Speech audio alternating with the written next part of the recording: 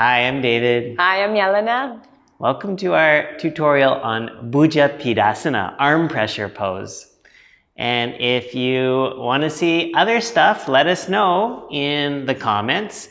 Give us a like and make sure to subscribe. Okay, Bhujapidasana means arm pressure pose, which means that you're putting pressure on your arms. But how? Not psychological pressure. What kind of pressure? Physical pressure with your legs. You're going to squeeze your legs and put your chin on the floor. We got a lot of requests for this tutorial because it's quite challenging. And I think proprioceptively, where to put your limbs and stuff, it's hard to figure it out.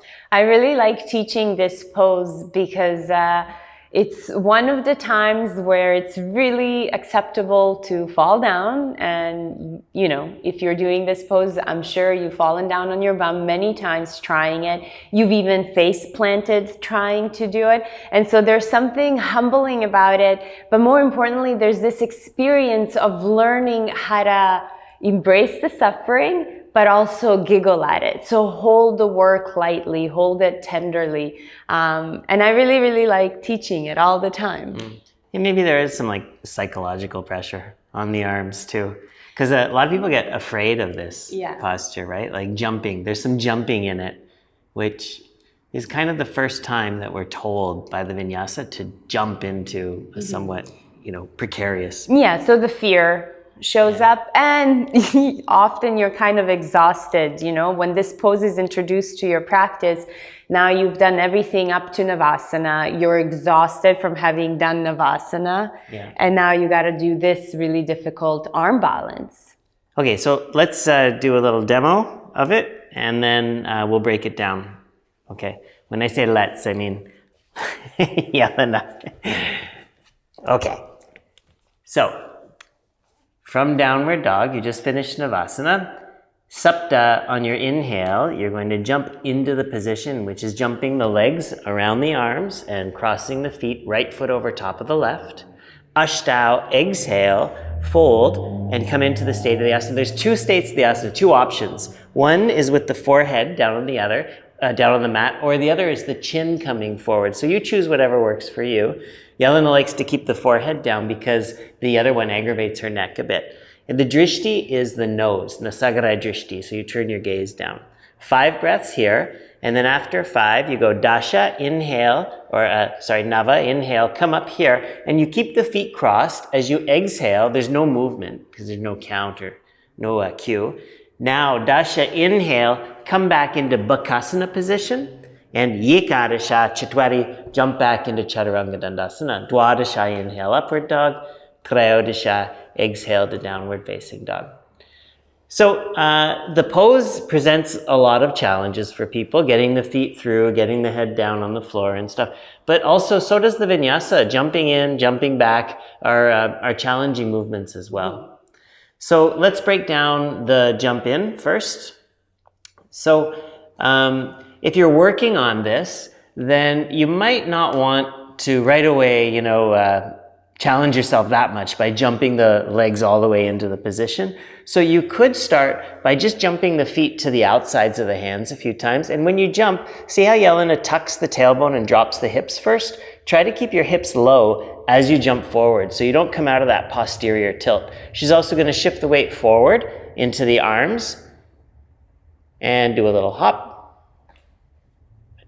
Okay, so do you see the hips didn't fly up into the air at all? She didn't come into a half handstand. It's not necessary. In fact, if you think about it, because the thighs are going to wrap around the arms, it's good to bring the thighs down so that they're more parallel to the floor. We want them to be pointing more forward, not down or back. Okay, so again, inhale, you could try to jump, and this time you could try to jump your feet around your hands. Like that, closer. And then each time you could work at getting them a little bit closer, or you could walk them in. Eventually, you can jump and you'll just cross without the feet touching the floor. The other thing that you'll want to do when you jump like this and you drop the hips down is kind of relax the legs. Let them roll out to the sides and let them wrap around the arms as you jump.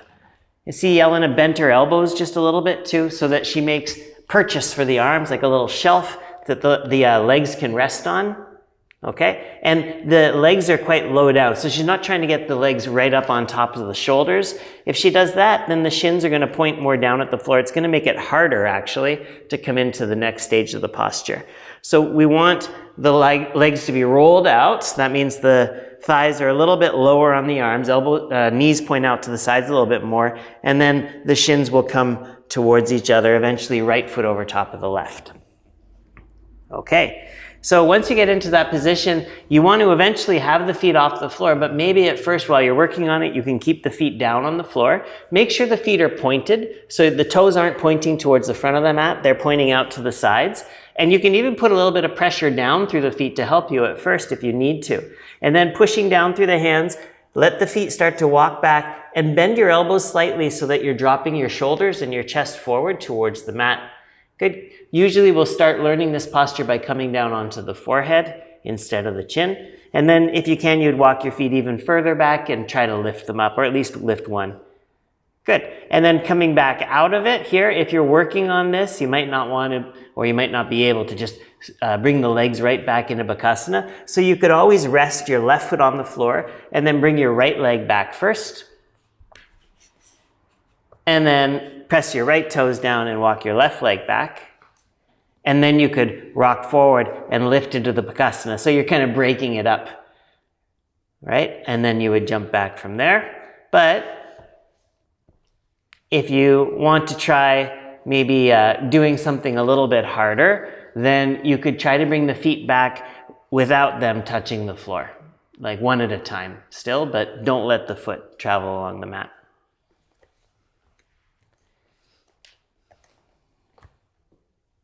So you could put one foot down and then bring that one foot back. And this is where it really becomes obvious, why it's arm pressure pose. Because as this leg starts to come away from the center, you don't want to think about straightening it. You don't need to straighten that leg, but you really have to focus on pushing your leg against your arm so that you maintain that pressure and the leg stays against the arm and it doesn't slide off and down. And then same thing on the other side.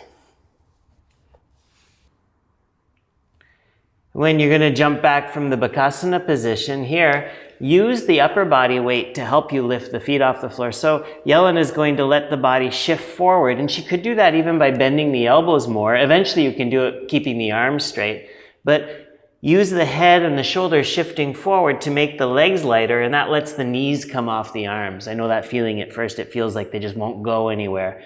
But see, as she drops forward, then that's going to lift the feet, and then she can use that all on one exhale to shoot the legs back. Okay?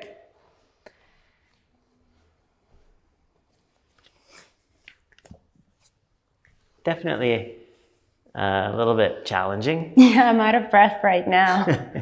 Whenever we demonstrate these things, I realize how these beginner versions are so much harder than just being able to jump yeah. They require so much work. But this is where you build strength.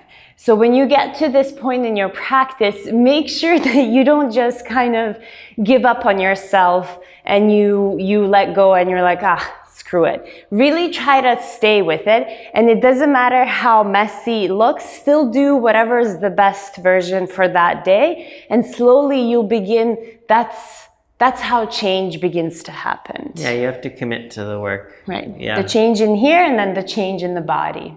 Yeah. Well, we hope you found this tutorial useful. And please give us a like, comment, letting us know what you want to see next. And then, of course, subscribe to our channel.